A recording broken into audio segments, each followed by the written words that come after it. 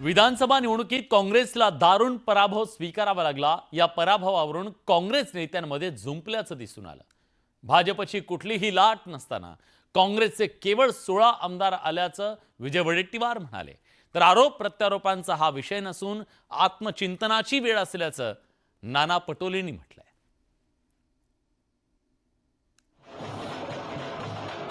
लोकसभेत 13 जागा जिंकणाऱ्या काँग्रेसला विधानसभा निवडणुकीत मात्र मानहानीकारक पराभव स्वीकारावा लागला। 100 जागा जिंकणाऱ्या काँग्रेसला केवळ 16 जागाच मिळवता आल्या। काँग्रेसचा गड मानला जाणाऱ्या विदर्भातही काँग्रेसचा सुपडा साफ झाला। या पराभवावर बोलताना नव्याने पक्ष उभारण्याची गरज असल्याचं विजय वडेट्टीवारांनी म्हटलं। काँग्रेस 16 पर्यंत खाली आली हे आश्चर्यकारक असल्याचंही वडेट्टीवारांनी म्हटलं। ठीक आहे, राजकारणात हार जीत हो सगळं होत असतं, परंतु मला तरी आता असं वाटतं की हायकमांड या संदर्भात गांभीर्याने चर्चा करत आहे। त्यामुळेच प्रभारींना पाठवलं जात आहे, त्यावर चर्चा होईल। नव्यानं पक्ष बांधणीची गरज आहेच, ते काय लपून राहिलेलं नाही। कारण आम्ही कुठल्याही लाटेमध्ये 16 पर्यंत आलो नाही, पण यावेळेस आलो कुठलीही लाट नसताना। ते एक अचंबितच आहे। त्यामुळे ईव्हीएमचा किती सहभाग आहे, लोकांचा किती सहभाग आहे, हे सगळ्या गोष्टी होतील, हे पुढे येतील कालांतराने। विशेष म्हणजे विधानसभेतील पराभवानंतर नाना पटोले हे निशाण्यावर आलेत। बंटी शेळकेंनी पटोलेंवर आरोपांच्या फैरी झाडल्या। या सर्व बाबींवर बोलताना पराभव ही सामूहिक जबाबदारी असल्याचं सांगताना आत्मचिंतनाची वेळ असल्याचंही पटोलेंनी म्हटलंय। प्रचार असेल, सगळ्या गोष्टी असतील, तर त्याच्यामुळे ही जबाबदारी आमची सगळ्यांचीच जातं। त्याच्यामुळे श्रेय आणि श्रेयवादाचा विषय नाही, हा एक प्रकारचा आत्मचिंतनाचा भाग आहे।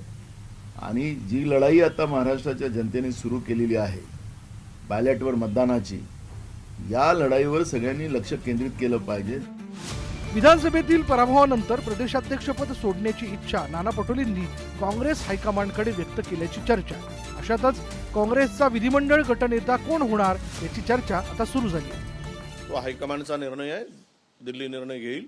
उद्याला 17 तारखेला आमचे प्रभारी येत आहेत, प्रभारीमध्ये चर्चा होईल आणि कोणाला गटनेता करायचा, काय करायचं, तो निर्णय आमचा नाही, तो नाना पटोलेचाही नाही ना विजय वडेट्टीवारांचाही नाही। कोणी काही करू शकतात ना, त्याला चर्चेला काही कोणाला थांबवता येत नाही। चर्चा असेल तर माणूस जिवंत असेल, चर्चा नसेल तर त्याला कोण मेल्या माणसाची कोणी चर्चा करत नाही। बघा, मी काय, माझा मुद्दा एवढाच आहे की पक्ष जी जबाबदारी देते ती प्रामाणिक पार करणं माझी जबाबदारी राहिलेली आहे। मी प्रत्येक क्षेत्रामध्ये या पद्धतीने जबाबदारी मिळाली ती पूर्ण केलेली आहे। त्याच्यामुळे पक्षाला जो कोणी पक्षाचा जो काही निर्णय असेल तो सगळ्यांना मान्य असेल। आता काँग्रेसचा विधिमंडळ गटनेता कोण होणार याची उत्सुकता। त्यासोबत विधानसभेतील पराभवानंतर आता महाराष्ट्र काँग्रेसमधील भाकरी काँग्रेस हायकमांड फिरवणार का याची चर्चा सुरू झाली आहे। Bureau report, news 18 Lokmat, Nagpur.